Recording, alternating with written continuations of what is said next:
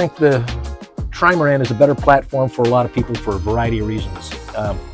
Initially, it's got a lot more stability. We're wider than a catamaran of the same length.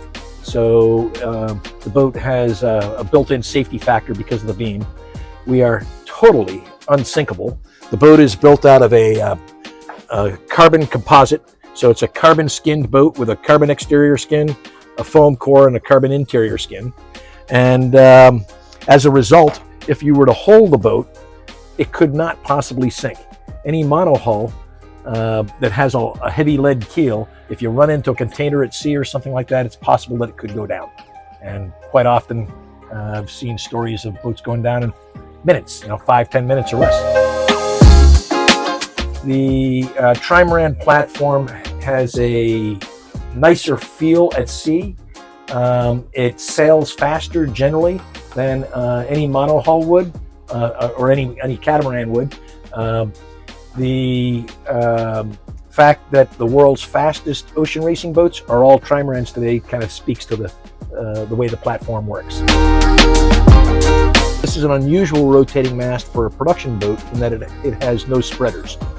So the spreaderless mast means we have fewer failure points, we have better sheeting angles on any headsails.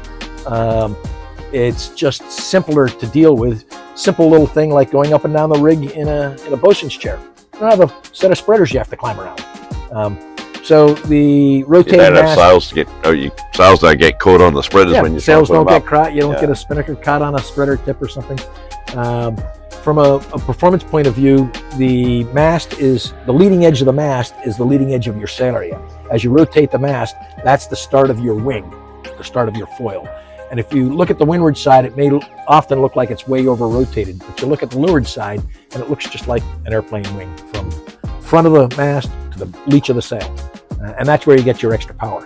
So you don't need as much sail area if you've got a good wing mast. We only put on equipment that we know won't break and will last you 10 years without any problems, because it's all expensive stuff, really expensive sometimes. But it's done for a reason. The boats are meant to sail around the world and not have a problem. Yeah. All the halyards are on Carver halyard locks.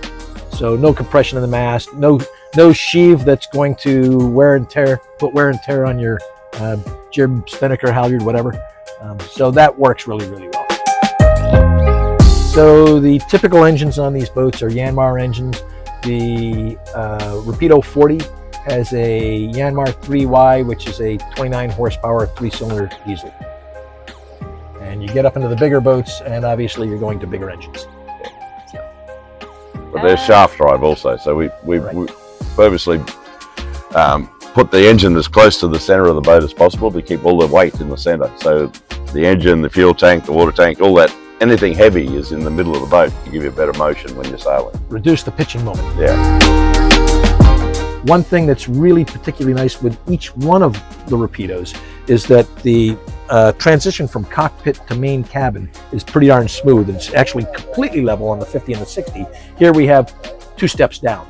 But the main cabin is a room with a view, and I can sit in the cockpit with these windows removed and see 360 degrees right through the cabin. If I'm sitting at the settee in the cabin, I'm not looking up at the sky, I'm looking out at the horizon.